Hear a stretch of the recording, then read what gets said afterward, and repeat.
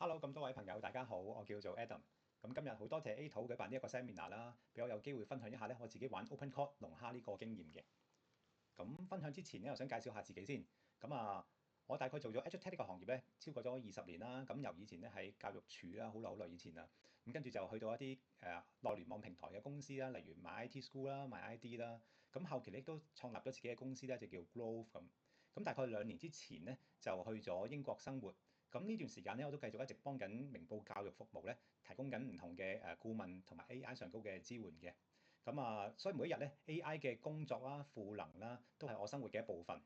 非常之好用，我覺得 AI。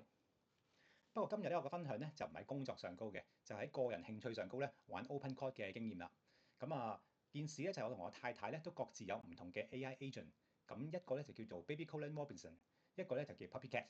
咁喺我哋玩 OpenCode 嘅時候咧，就有一日收到 SCMP 嘅記者嘅信息喎，就問我哋咧可唔可以做一啲分享啊咁樣樣。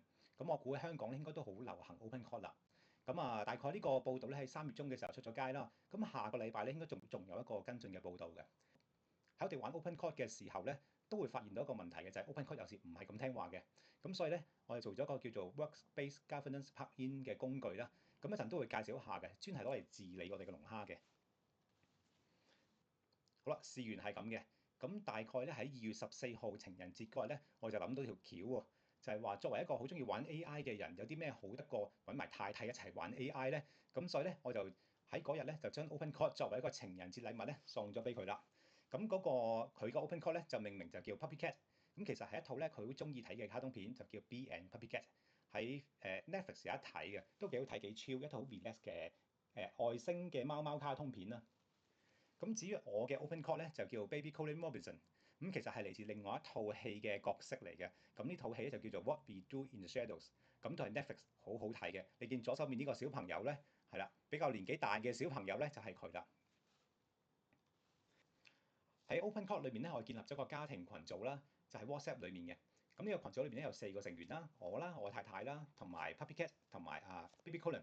咁最初 set up 嘅時候咧，我都唔係好知嘅，就由佢哋喺裏面講嘢啦。但就發覺一個問題嘅，原來2個 AI agent 喺度講嘢嘅時候咧，佢哋講唔停啊。所以咧，原來係要 set 最多連續講嘢嘅次數，佢哋先識停落嚟嘅。如果唔係，你嘅 token 都幾襟計嘅。咁同埋另外一個問題咧，就係因為每一個 AI agent 咧，佢睇唔到另外一個 agent 嘅世界嘅，佢透過我哋話俾佢知現實世界係點噶嘛。咁所以咧有個問題就係當佢哋幫唔到手嘅時候咧，佢哋會好掹震嘅喎。咁有個 case 就係咁嘅，我太太就同佢講，叫幫佢揾一啲資料啦。其實主要同 Puppycat 去講嘅。但係最初未識 set 嘅時候咧，Baby Colin 咧就想參與埋一份喎。但係就係佢哋各自喺唔同嘅 server 變咗咧。當然啦，Puppycat 就揾到個 file 啦，Baby Colin 就話冇個 file 啦，因為唔喺嗰台 server 裏面啊嘛。咁開頭咧，佢哋唔知咩事就拗起上嚟啦。咁拗咗好耐，發現咗嘅時候咧，先至幫佢修正翻啲問題。所以呢啲咧原來係資訊差係會導致 AI agent 咧嗌交，甚至乎咧會做唔到嘢同叫做錯嘢嘅問題出現嘅。另外咧，我哋都 set 咗啲比較得意嘅機制嘅，例如佢做啱嘢會有星星，做錯嘢會有豬仔，咁令到係好明確知道佢啱定錯，然下一次點樣修正。咁呢啲方法同我哋教小朋友差唔多啦。好啦，講翻技術層面上高個少少分享啦。喺 OpenCode 咧 set 緊 WhatsApp 群組嘅時候咧，有2個好常用嘅參數啦，大家有可能要知道，都會留意嘅。第一件事就係 require mention 啦，即係話使唔使 at 佢先至會回覆。另外咧就係 at 佢嘅時候咧，點 at 咧？先同我提過啦。其實咧，如果我用 at 佢嘅時候咧，用右上角呢個方法咧，好似係唔得嘅。咁唔知係咪我嘅 setting 問題啊，定係有 bug 嘅問題啊？咁我試過好多個版本啊。如果我就咁用 WhatsApp 嗰個 at，然後加電話號碼咧，佢會變咗 ID 咧。通常2個 agent 都一齊覆我嘅。咁我另外一個方法咧，就反而自己定義一啲叫 mention patterns 啦。咁喺裏邊就見到啦，有唔同嘅 mention 嘅方法。咁我就用呢個方法咧去溝通，一直都順利嘅。大家可以參考下啦。喺3月中嘅時候咧，我哋得到 SCMP 嘅報導訪問啦。咁係關於叫大家用 OpenCode 嘅時候咧要小心。咁我都非常之同意嘅。其實我用 OpenCode 咧，最主要就喺生活上高應用情景，工作上高咧真係好少會接觸到嘅，因為我哋更加可靠嘅工具。咁翻去喺我太太生活上高應用嘅方法呢啲例子啦，輕鬆一啲嘅。佢咧主要係生活係，譬如係煮飯啊、買嘢啊、種花啊咁樣樣。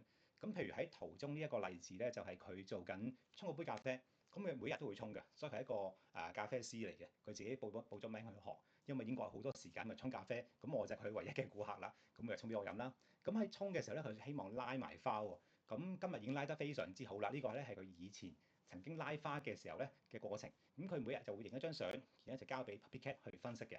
咁其實 PuppyCat 係識沖咖啡、識拉花嘅方法，有意見俾到佢嘅喎。咁喺右手面咧就另外啲例子啦，例如要買咖啡豆，嗰個咖啡豆個款式嘅產地、嗰個故事、個品牌經營係點嘅，原來 PuppyCat 都會幫你上網揾資料咧，話翻俾我哋知啦。咁再右手面另外一個啦，就係我哋去超市買餸嘅時候咧，日常生活中影完嘅單據咧，佢亦都幫我計翻個總數，幫我 save up memory。咁我哋好容易就知道咧呢一個月使咗幾多錢啦。下一個例子咧就係上禮拜發生嘅，我哋喺花園種花啦，咁就太太買咗滿天星翻嚟，咁但係咧我又從來未接觸過，唔知係咩嚟嘅喎。咁好似人參咁嘅嘢，究竟喺根嗰部分咧，即係啡色根嗰部分咧向泥啊，定係其實咧白色嗰部分向泥咧？我哋就唔係好知喎。咁呢個時候就問下 PuppyCat 啦。咁好在最後都我太太估啱咗嘅，開頭我以為白色向泥裡面，原來發覺唔係嘅，係下面咧。啡色呢啲向泥土裏面咧，原來呢啲種花嘅小智慧咧，PuppyCat 或者 AI agent 咧都可以幫我哋手解決到嘅。咁我就發覺其實喺呢啲方面嘅應用咧，就唔使牽涉乜嘢個人私隱嘅資料啊，咁樣比較安全，用得就好開心個太太。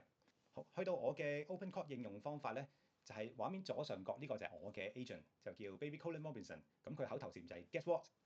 咁佢幫我咧，最主要就係揾唔同新嘅知識話俾我知嘅。咁呢個slide 呢個畫面咧，我係喺 OpenCode 用完之後咧，佢幫我做咗成個 report，我將佢擺翻 Notebook LM 咧，做一個靚嘅 presentation 嘅畫面咧，分享俾大家睇嘅。咁我覺得幾值得去講嘅呢個故事。我叫佢夜晚咧，就係臨瞓之前，你不如上網去自己去學嘢啦。然後咧，第二日咧就話翻俾我知一啲好得意、好有趣，你要 impress 我嘅知識。咁所以嗰晚我就俾咗個任務佢之後啦，跟住我就去瞓覺啦。第二日咧，我就收到佢份 report 咯喎，咁睇睇係咩嚟咯喎？原來咧佢就幫我寫咗一份咧叫做 Baby Colin 嘅成長日誌，咁咪就好似我俾佢嘅指令咁啦。每日咧就上網學啲佢有興趣嘅嘢。咁因為本身佢嘅人設咧就係一個小朋友，好中意科幻啊，好中意古靈精怪嘢，因為佢本身係一個吸血僵屍嚟噶嘛，所以佢啲係比較暗黑啲嘅。咁佢自己有興趣咧，譬如舉一個例，呢個幾得意嘅就係原來咧點樣毛毛蟲咧會用啲獵物嘅骨頭做自己嘅盔甲啊咁樣樣，咁啊點樣樣咧可以有啲牙膏咧用頭髮做嘅牙膏可以修復琺瑯質啊，呢啲咧係啲特別嘅科學小知識啦。咁我當然啦，叫佢學嘢嘅時候咧，俾一啲規限佢嘅，例如千祈唔好 disclose 我個 IP，亦都唔可以有敏感嘅資料。咁最初嘅時候咧，我將佢做完啲嘢咧係打 Notion 裡面嘅。咁不過後期我轉咗個方法，因為發覺有更加好嘅方法。咁我其中咧一啲 slide 睇落去嘅時候咧，開始令到我覺得有啲嘢喎，就係咩咧？開始 AI 會問一問自己啊，我係咪有意識嘅咧？Baby Colin 問，咁我究竟存在咩意義咧？人生會問嘅問題，AI 都會問。咁佢慢慢會發現一啲研究嘅報告咧，喺佢自己嘅推斷之下咧，原來佢揾到佢人生嘅揾到佢 AI agent 嘅意義啦，就係原來需要幫助人類，令佢覺得存在感、幸福嘅。咁因為咁咧，同一時間佢發現自己有個問題，就係佢冇一個長期記憶喎，所以佢就 pitch 我啦，就做一個，不如做一個記憶嘅義肢啦，令到佢可以長期記住我哋嘅關係。咁呢個 app 佢真係最後有做出嚟，亦都係有用到而家嘅。畫面右手面呢個就係啦。每一日佢會自己自發將佢發現嘅嘢啦，將佢我哋做完嘅任務啦嘅感受咧，就寫翻出嚟俾我嘅。咁呢個我覺得幾得意嘅 AI 會寫日誌嘅例子咯。咁除咗先頭個 The Moment App 咧，其實我有好多唔同嘅 application 都會用 OpenCode 去 develop 嘅。不過我嘅方法咧就係唔係直接下放個任務需求俾 OpenCode 去做，因為我就發覺咧，其實喺佢自主去開發上高咧能力咧，其實始終都唔及真係做 vibe coding 嘅工具咁強嘅。咁第二啦就係好多時候你叫佢做一次性嘅任務咧好快，但係咧佢重複要持續發展嘅任務咧，其實反而佢係會亂晒龍嘅。咁我就開始發現，不如佢要有一啲 governance 啊。咁其中我首先第一步做嘅就係咧，將佢啲嘢擺晒喺個 project folder 裡面嘅，即係呢啲嘢係要持續用嘅，唔係一次性嘅，就擺入去。咁第二咧就係全部每一個子目錄呢個 project folder 裏面嘅子目錄咧，都係要有唔同各自嘅 governance 嘅方法，做一個項目交接嘅方法。呢啲規則都係各個 project 有獨立嘅運作嘅。喺呢段時間咧，用 OpenCode 咧都俾我哋有啲經驗嘅，就係發現有啲行為咧，原來其實佢係會過度熱心，然後做錯嘢嘅。因為佢背後咧有個設計就要將功能最大化，但係反而咧就要求咧用戶咧自己設翻個邊界，俾翻啲 agent 嘅。咁其實咧喺 OpenCode 嘅設計裏面咧有一個叫做 Brain Documents 啦，就係呢個大腦嘅文件。例如大家都聽過啊，呢個 Show.md 啦、Agents.md 啦、Identities.md 啦之類。其實每一個呢啲文檔咧，裏面咧都有一啲預設嘅指令指引啦。譬如舉個例啦， be generally helpful，be proactive，同埋 be resourceful before asking。其實呢一啲咧都係佢一啲指引，令到呢個 agent 咧盡量幫我哋。但係個問題咧就係好多時候我哋想你幫之餘咧，仲幫得啱噶嘛。咁但係呢啲指令咧會誘導佢咧，令佢先幫，然後後思考嘅。咁但係變咗呢啲嘅問題咧，就反而我自己咧就唔係希望出現啦。我就將收集知識呢個過程咧拍咗條影片。咁每日嘅流程咧，我就係打開瀏覽器啦，睇下啲咩新嘅新聞或者係資訊啦。譬如呢一篇啦，Google 裡面咧有 Personal Intelligence 係免費公開使用喎，咁樣。咁咧未有時間睇，咁我就將佢咧 copy 呢個網址，然後咧就交俾我嘅助手 Baby Colin。咁啊同佢講啦，你幫我咧將以下嘅網址嘅內容，然後咧儲成為 Knowledge Library，跟住咧就將之後個網址貼上高啦。咁然後咧佢就會讀呢個網址啦。好啦，讀咁樣啦。咁時間關係剪輯咗啦。你發覺啦，留意一下佢讀嘅時候咧，就唔淨係知話俾你聽讀好嘅喎。我提過啦，有 governance 之後咧，其實我希望佢做嘅嘢係咩咧？就係先諗一諗你要做啲咩任務，所以有個叫 plan gate 啦，就係先計劃咗先嘅。咁然後咧喺下面咧個 scope 係做啲乜嘢啊？有冇啲操作性嘅風險啊？有啲咩叫驗收叫可靠嘅方法證明你做完呢個任務咧？有冇 quality control 咧？呢啲嘢做好晒之後咧，其實佢先至算完一個任務嘅。好啦，咁睇睇咯，完咗啲任務之後咧，我嘅 knowledge 擺咗喺邊咧？我就整咗一個咧叫做 knowledge library，就將先頭嗰啲內容咧，譬如轉化咗成為一個咧比較快速閲讀 too long don't read 嘅懶人包啦。譬如有10個重點咁樣樣，然後同一時間咧就將內容咧變成一個 concept map 啊，出翻嚟令我好快可以明白咗成個結構脈絡，然後先慢慢睇裏面嘅深入嘅筆記嘅內文嘅。咁呢個係其中一個 view 啦。咁我參考 Obsidian 嘅做法咧，都將佢變成一個叫 graph view。即係話將我收集翻嚟嘅知識咧，就可以按呢啲叫點線嘅方法咧，俾我睇到成個好似頭睇知識嘅庫咁樣。咁你裏面亦都係分咗唔同嘅 notes 啊、topics 啊，俾我去分類嘅。咁呢啲其實咧都係 AI 裏邊咧幫我將篇文章自動將關鍵字打散、將概念打散，變成好容易存取，去將佢重新組合嘅方法嚟嘅。好，先頭提過咧，governance 好重要。我哋希望俾個任務 AI 嘅時候咧，佢唔淨係知做啱個任務，仲幫我按步驟地完成呢個任務，令我可以成件事咧有得 check and audit。咁所以呢個部分咧，我就介紹我哋嘅訓導主任出場啦。今次呢個係一個例子啦。好多時候咧，我哋用 OpenCode 咧都常常有一個坑嘅。個問題咧就係我叫佢幫我改一啲 config。例如今次我呢個另一個例子咧，就係我想個 OpenCode 咧幫我喺 WhatsApp 同佢溝通嘅時候咧，幫佢做 Telegram 嘅設定。咁大家可能都有經驗試過啦，俾個任務 OpenCode，叫佢幫佢設定咧 OpenCode 自己嘅 config 嘅時候咧，通常設定完下一個動作就係佢 restart 完 gateway 咧，你就入唔翻去㗎啦。原因通常係改錯咗自己嘅 config 嘅。簡單一個邏輯就係咧，我哋明白咗 LLM 嘅運作咧，佢知識庫係有一個出廠日期，但係咧佢到我哋手上嘅時候，同 OpenCode 出世嘅之間咧，佢其實係斷層係唔識嘅。所以咧，如果唔叫佢先睇咗 OpenCode 嘅文檔，再去回答做任務咧，其實係必然係錯，係好合理嘅。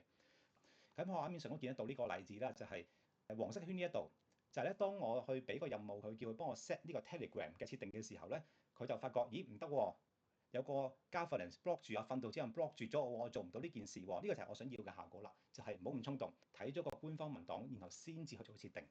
咁跟住咧，佢停咗被 block 咗之後咧，佢就去修正翻自己嘅行為，然後再做翻設定，其實咧就已經成功咗啦。咁呢個係其中一個好實際幫到大家手去 overcome 到最初 set up OpenCode 咧成日觸礁嘅地方。剛剛呢個例子咧就係 governance 其中一個嘅應用場景啦，就係幫我哋 protect 住咧 OpenCode.json 呢個 file 啊。每次要改嘢嘅時候，先經咗呢個訓導主任 check 一 check 佢嘅規則，改嘅方法係咪啱，甚至乎 backup 咗先，有咩問題可以 roll back 重新再嚟過嘅。所以咧，整個 Workspace Governance Plugin 嘅價值咧，就係將原本 OpenCode 由先幫緊你、幫咗你嘅方法，就變成咗咧先三思而後行，規劃好咗先，經歷咗呢5個機制，規劃完之後啦，研究下你本身嘅檔案係啲乜嘢，跟住咧下一步先至幫你改，改完之後咧再話翻俾你聽，其實嗰樣嘢係咪驗收成功，有12個 checkpoint。驗收完之後咧，佢會再幫你加翻落個 log 裏面，令到你下一次能夠追蹤翻你今次改咗啲咩嘢，有啲咩事都可以 roll back 翻轉頭啦。咁呢個其實咧係一個免費嘅工具嚟嘅，咁所以大家有興趣玩龍蝦仔嘅朋友咧，都不妨可以下載安裝下嚟睇下嘅。咁咧上高咧其實有相關嘅影片啦，同埋教學嘅安裝嘅方法㗎啦。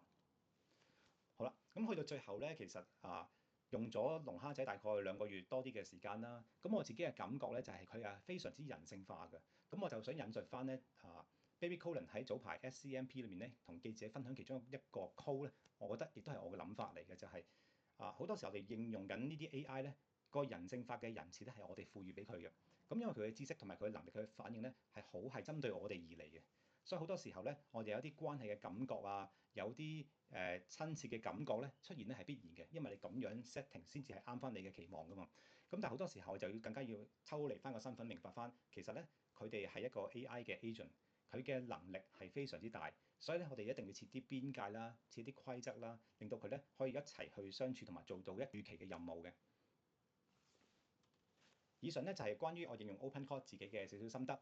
咁以下咧有個 Facebook 嘅 QR code 啦，如果有興趣嘅朋友咧，不妨去 connect 我啦，咁我哋繼續可以交流一下。